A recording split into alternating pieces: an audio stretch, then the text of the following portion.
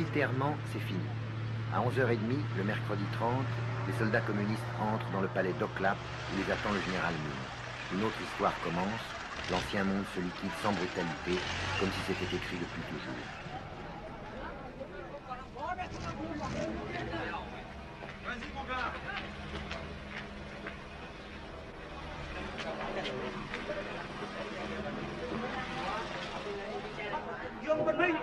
Nous avons capturé Jian Ming, président depuis 2 jours seulement.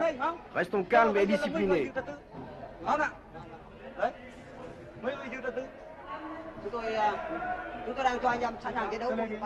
Je donne le pouvoir à ceux qui sont beaucoup plus mérités que moi.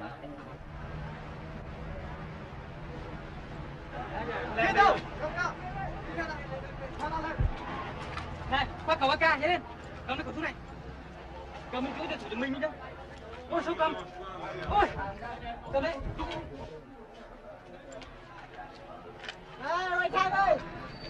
Quelques soldats perdus continuent à tirer. Ici, l'ancien hôtel de ville de Saigon.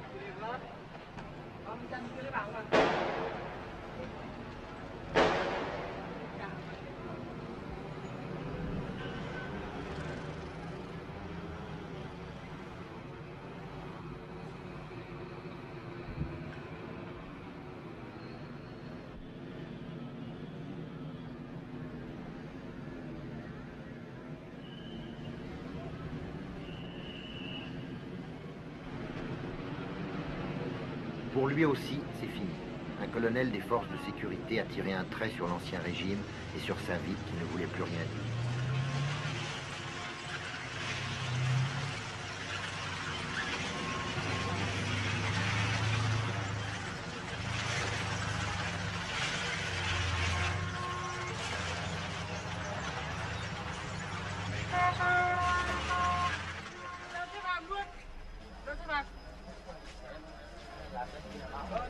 Les prisonniers au palais d'Oklap.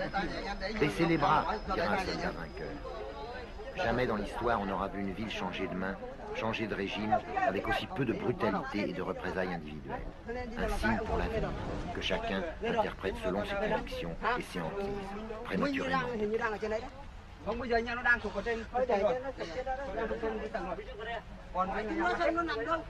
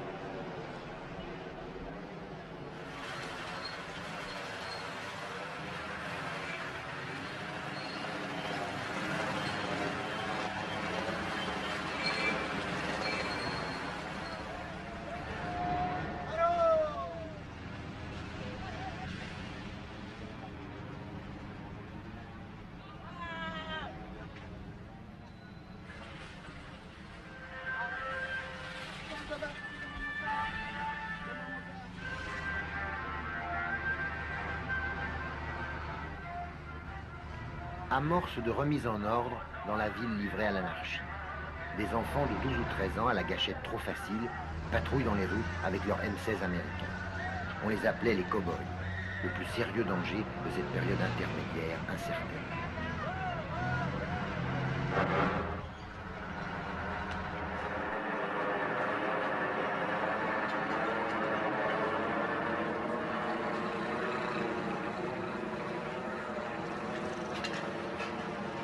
Les écoliers, pratiquement et symboliquement, nettoient Saigon de ses ordures passées. Nous faisons l'hygiène publique pour nettoyer la ville. Ouais. Qu'est-ce qui vous a donné l'ordre de nettoyer la ville? Mais personne ne nous a donné l'ordre. mais pas par nous-mêmes, nous faisons ce travail. Nous avons transmis l'ordre élève par élève et nous nous sommes réunis aujourd'hui quelques centaines d'élèves et nous proposons aujourd'hui de nettoyer le rectangle qui entoure notre école. Chers camarades et compatriotes, le gouvernement révolutionnaire provisoire a libéré Saigon et maintenant notre ville s'appelle Ho Chi Minh. Les petits hommes verts s'installent. Ils font connaissance avec Saigon, Saigon fait connaissance avec eux. La ville s'adapte grâce à sa traditionnelle souplesse. Elle joue le jeu de la victoire, un jeu qui ne sera pas sans lendemain. Parfois dans l'enthousiasme, parfois dans le doute. Malin, trop malin celui qui essaye déjà de faire la part des choses.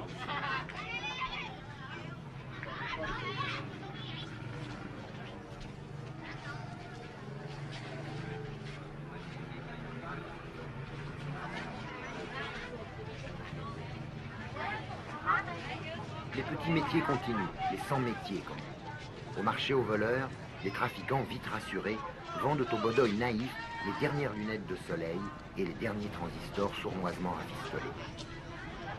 Les jolies saïgonaises, qui avaient rangé un instant leurs décadents vêtements de couleur, ressortent de leur charme.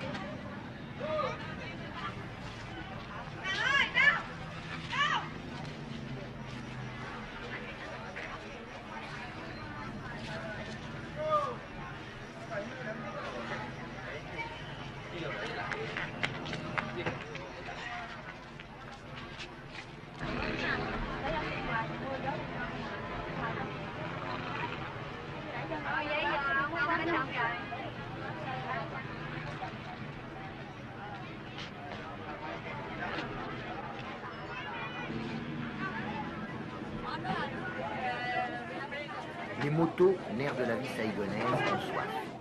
Des malins vendent de l'essence trafiquée au coin des rues, 2000 piastres le litre. La vie habituelle s'adapte et tente obstinément de durer avec ses petits trucs et ses petites libertés précieuses. Mais on sait qu'elle n'a qu'un temps, qu'un autre ordre, plus honnête et plus sévère, va s'installer.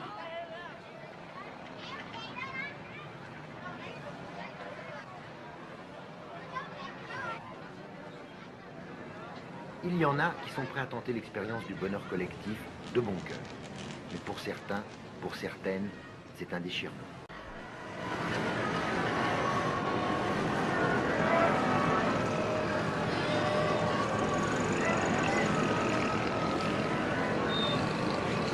Superficiellement, Saigon n'a pas tellement changé. Il y a moins d'essence, mais on se débrouille pour rouler. Attentifs, plutôt débonnaires, les petits hommes verts, les bodoles comme nous, sont partout dans la ville. Le climat est pacifique, avec des moments de tension, comme pendant les derniers jours qui ont précédé notre départ. Les combattants du Nord, responsables de la force de frappe révolutionnaire, puis les maquisards du Sud, découvrent une vie étrange, après tant d'années de danger mortel et d'austérité majeure. Les gens de Saigon s'apprivoisent au son des haut-parleurs qui diffusent assez lourdement des slogans dont personne ne répond.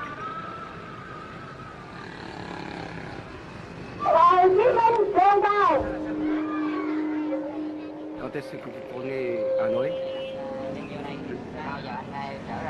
Je ne sais pas. Chúng tôi Ça dépend de còn la phải durée tùy de theo votre tình hình mission. của đất nước này, tùy theo nhiệm vụ.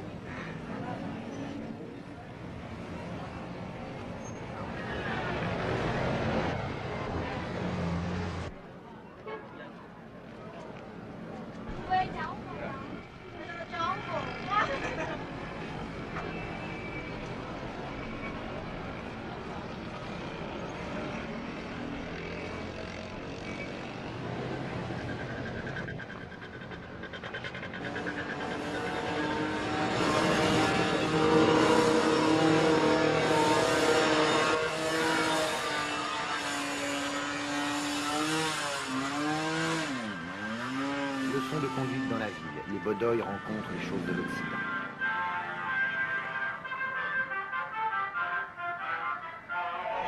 Je m'appelle Tong. Je suis de l'armée de libération. Đơn vị coi như thuộc quân giải phóng của đơn vị nào cả.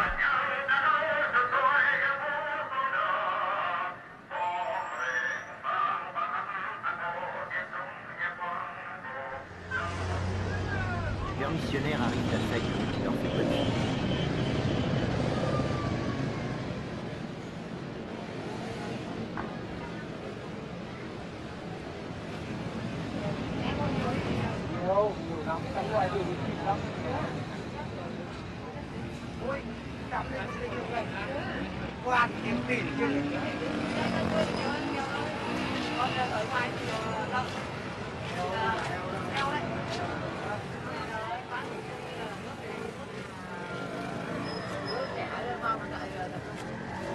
J'ai quitté mon fils quand il avait 3 ans, maintenant il en a 7 et il va à l'école.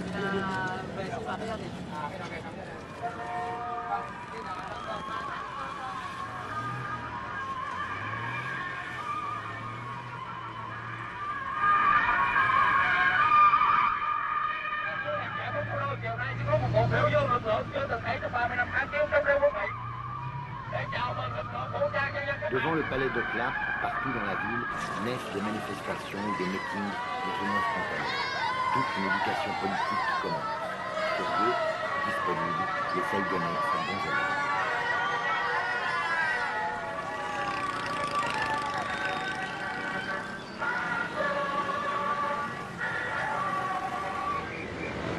Les premiers jours, plus de police, plus de maintien de l'ordre. Anarchistes par nature, les gens de Saigon en ont profité pour embouteiller plus que jamais les carrefours. Les jeunes, les comités révolutionnaires populaires essayent de raider la circulation avec un succès relatif.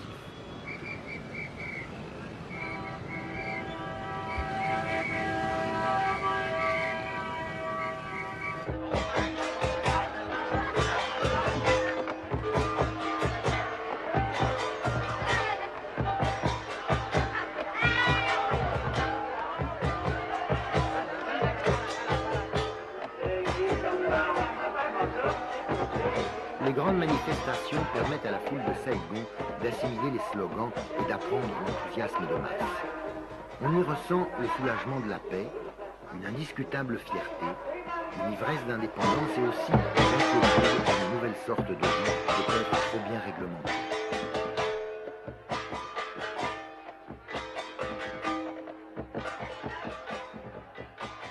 Est-ce qu'il n'y a pas une différence entre les gens du Sud et les gens du Nord? Non, je crois en ce temps-là, on s'en même. On dit que les gens du Nord sont plus sévères, non? Avant, maintenant, Maintenant, pas du tout? oui, pas du tout. Ça vous inquiète pas qu'il y ait tous les gens du Nord, hein? Je crois maintenant il est un pitié pour les gens du Nord. Un du Sud, pardon.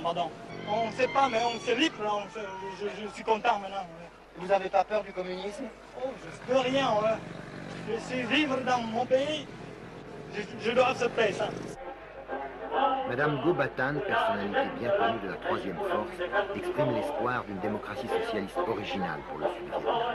Elle représente sans aucun doute, confusément, l'opinion de la majorité de ses concitoyens. Un geste qui symbolise la victoire. On démolit le fameux monument aux morts de la place Leloy qui montre deux marines marchant ensemble au combat, l'un poussant l'autre. Cette chute, c'est l'humiliation des Américains. C'est le signe de la joie des vainqueurs. Une joie paisible, ils n'avaient jamais douté de l'issue de la guerre et voilà leur foi confirmée.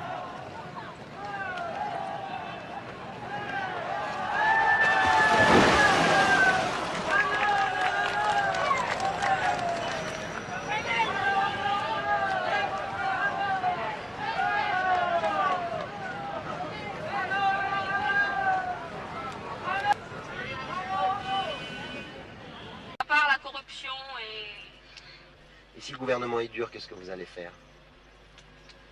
Ben, on va essayer d'accepter au début. Si vraiment on ne peut pas accepter, soit peut-être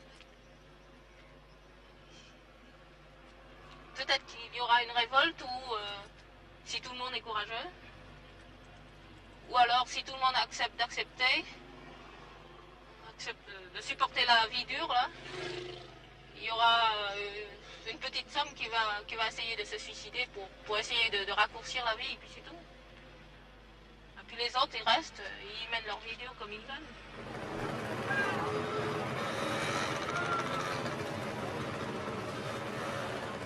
Pour d'autres, pas tellement nombreux sans doute, il n'est absolument pas question de jouer le jeu du socialisme, quel qu'il soit. C'est le refus total, le blocage, l'horreur. comme pour ce jeune officier qui s'est battu jusqu'au dernier instant contre le communisme. Il n'a pas voulu être filmé.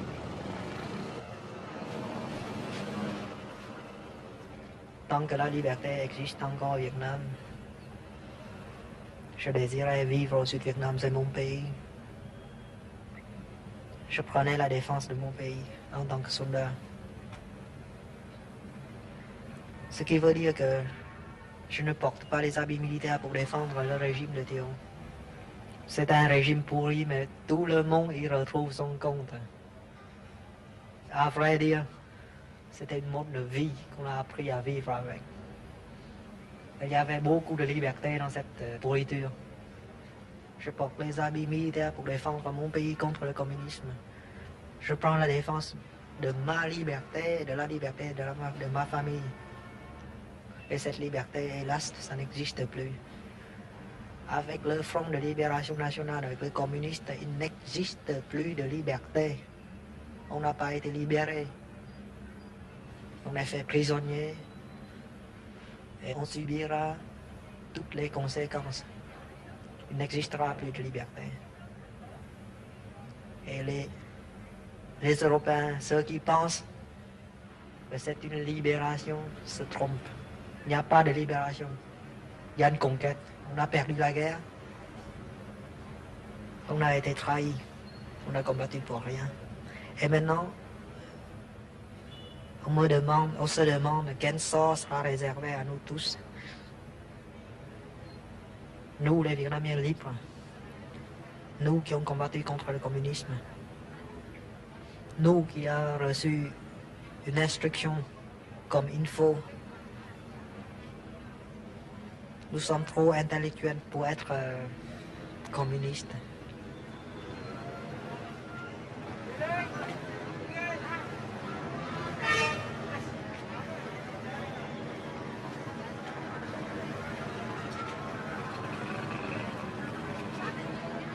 C'est un travail collectif. Et ce qui est important, c'est que ce sont nous qui décidons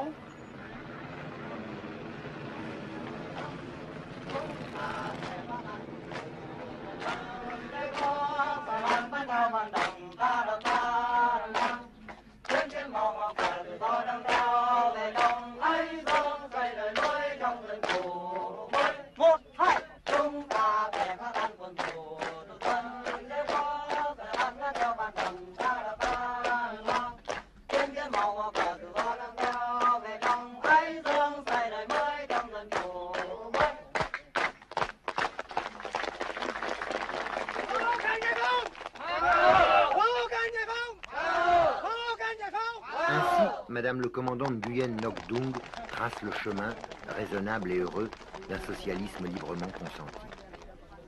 L'histoire va-t-elle lui donner raison? La personnalité du Sud, originale et individualiste, sera-t-elle tant soit peu respectée? L'unification du Vietnam se fera-t-elle en douceur, avec l'approbation de tout un peuple fier d'avoir retrouvé la paix et la dignité?